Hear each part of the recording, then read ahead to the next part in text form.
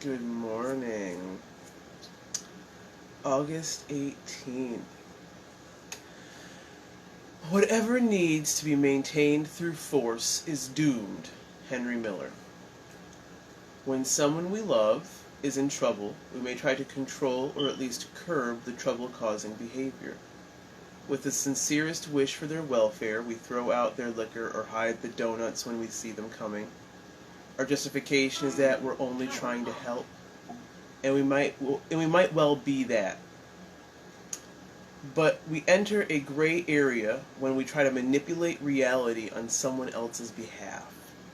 Of course, we care about our loved ones and feel genuine concern when we see them heading for a fall, but caring and caretaking aren't the same thing. For our own emotional well-being, hands off other adults' lives is usually the best policy. More often than not, people are doing what they choose to do. We can influence, but they choose. Better than rearranging the environment, we can offer loving advice and then let the subject drop. Our loved ones will do what they want to do anyway. If their unwise choices finally bring them down, we can be there for them.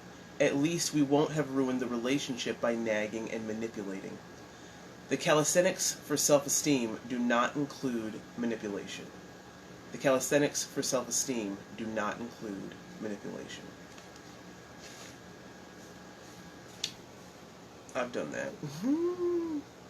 I'm both guilty of doing that, and I also have seen what that looks like in other people's lives when other people do that, and so the combination of watching what it looks like when other people try to control others' choices, and also the fallout of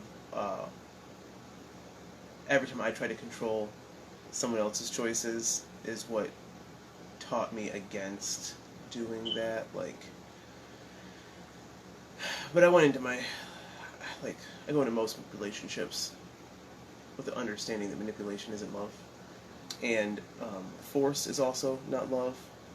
Neither is firmly telling people what you want from them. That's not love either. It doesn't matter how you phrase it. If you're trying to tell somebody that your desires for them are more important than their own free will, then you don't actually love them. You just love the idea of what they would be if they just listened to you.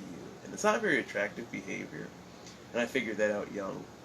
And then I forgot it in the 8 to 10, depending how you look at it, year relationship I was in with my sick partner, because I figured out how to stop doing these things that he said he wanted to stop doing.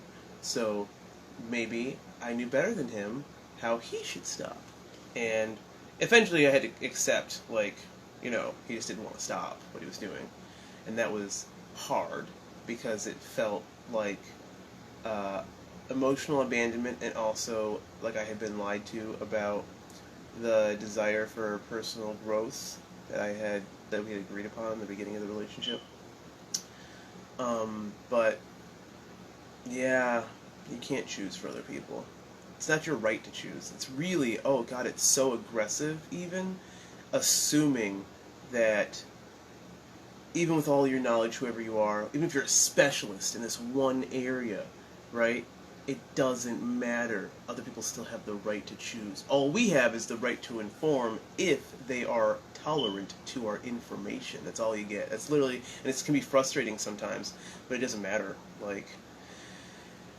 Allowing free will in relationships is the only way to really know who the other person is.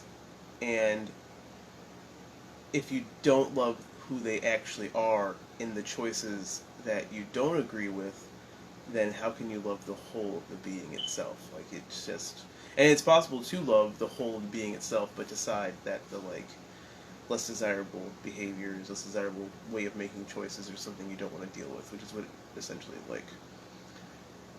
I ended up having, the choice I ended up having to make. And it's not as hard as you think.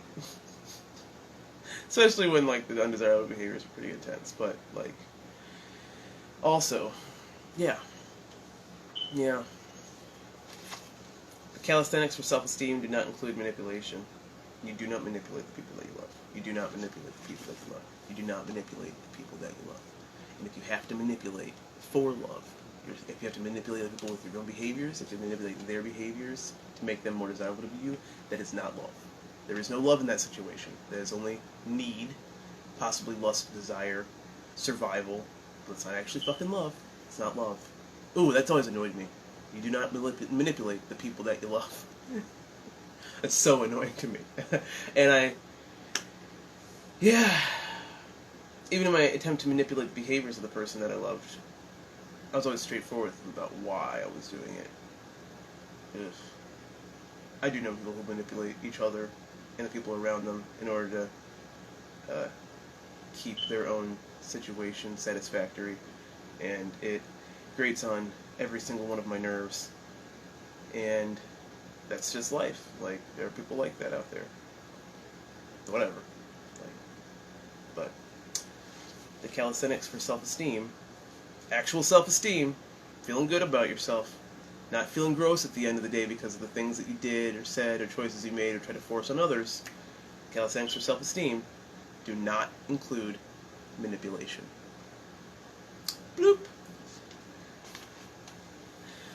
I'm gonna go make coffee since I got up on time. God, I just chose the wrong lighting this morning, but doesn't matter. I mean, I look great. I just don't like this back here being so dark. I gotta figure out the difference between early morning, and I'm also gonna have to figure it out before winter, but I'm doing this every day. No stops. Love you, whoever's watching this. I like saying that. It's true. Love you. Hope you have a beautiful morning. We're gonna go get this baby together. Ooh.